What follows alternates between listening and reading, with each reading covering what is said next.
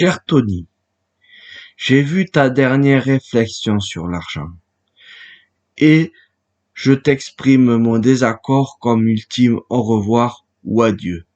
Qui sait si nos chemins se recroiseront ou bien que hors des sentiers battus, je te revois parcourir ta route et à ce moment-là, peut-être aurais-je envie de faire un détour avec de nouveau l'envie d'écouter tes pensées.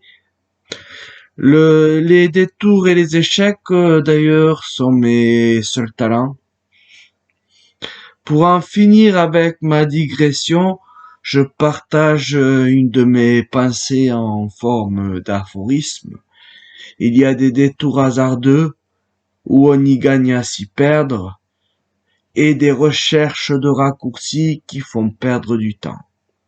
Bref, le temps pour moi est une mesure avant tout. Heures, minutes, secondes, années, décennies, millénaires. Or, en second lieu de cela, il est ce que l'on en fait. Et je pense que sur ce point-là, on est d'accord. Là où je pense que tu te fourvoies, c'est quand tu penses que le fait que ta vision si commune du temps se confonde avant tout à l'argent et que ce dernier serait la clé pour ta quête de liberté.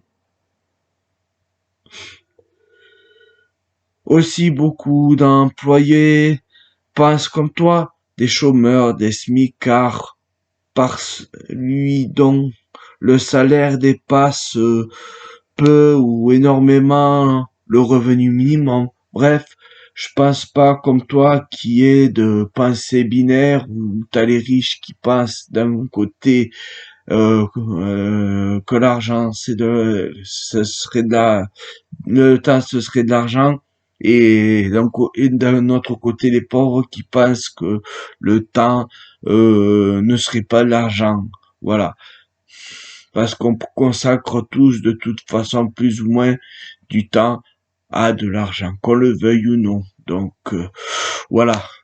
Ceci était une aparté. Je reprends ma lettre.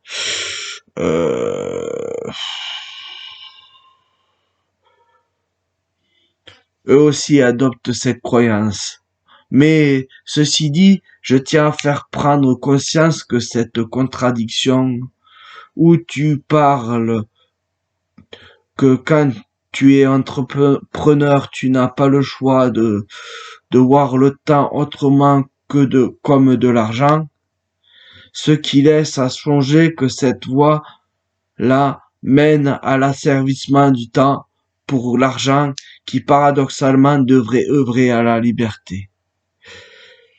C'est là que je me remémore cette vieille fable d'Alphonse Daudet, que tu dois certainement connaître, celle de la chèvre de Monsieur Seguin,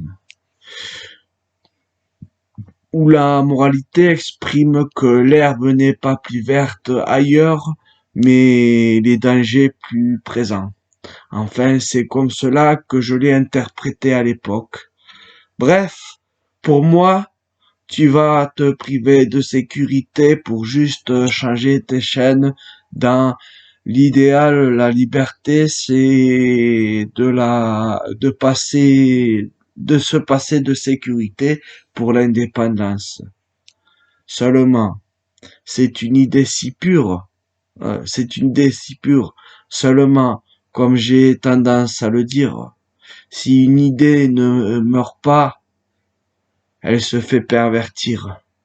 Aussi, si tu as cédé au chant des sirènes de personnes riches, réellement ou prétendument, soi-disant philanthropes, donnant les clés d'émancipation en prêchant la bonne parole des plus riches et leur pseudo-vision des mécanismes du monde. Méfie-toi, car comme Ludovic Villard l'a dit, Les curés libéraux ont appris aux pauvres à mépriser les pauvres. Donc, rappelle-toi d'où tu viens. Et comme je le dis, ce sont des sirènes qui t'envoûtent de leur chant pour te mener dans les abysses.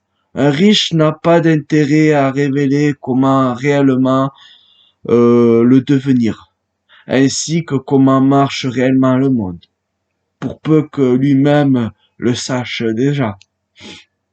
Ça nuirait à sa richesse si l'on commençait tous à s'enrichir. Pour moi, tu t'es fait prendre au miroir aux alouettes. Mais bon, puisque l'on expérimente le monde matériel et que je pense qu'on peut trouver de la spiritualité et même si je ne serais pas, même si ça ne serait pas le cas, je te souhaite une bonne expérimentation. Personnellement, je pense qu'il y a une sphère très réduite de responsabilité dans un monde incontrôlable qui a de grandes influences sur nos libertés, nos choix, quand tu sembles penser le contraire. Je partais de telles pensées où l'on est responsable de tout ce qui se passe dans nos vies, jusqu'à aujourd'hui. Or, je me rends compte aujourd'hui que c'est l'inverse contrairement à toi, ce qui est assez amusant quelque part. On est sur la même route, une route à double sens, mais on la parcourt dans le sens opposé. Ainsi, l'on forme par la fusion de nos esprits une sorte de yin-yang. Et forcément, à un moment, on s'est croisés. Je suis un estropié par le système qui me tend ses béquilles en pensant que je lui dois bien des services de sa pseudo-générosité. Alors, je les porte, ces béquilles, sans quoi je ne pourrais marcher. Je me soigne et espère pouvoir marcher, puis courir, et dans mon élan, s'envoler.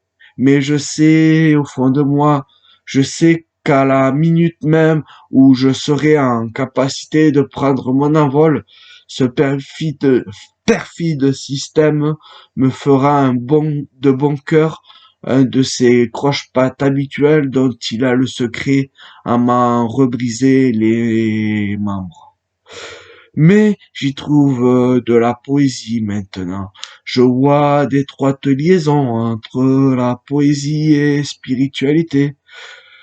Et je me laisse aujourd'hui léviter dans sa légèreté, car là où l'attraction terrestre n'a plus d'effet, réside une forme de liberté.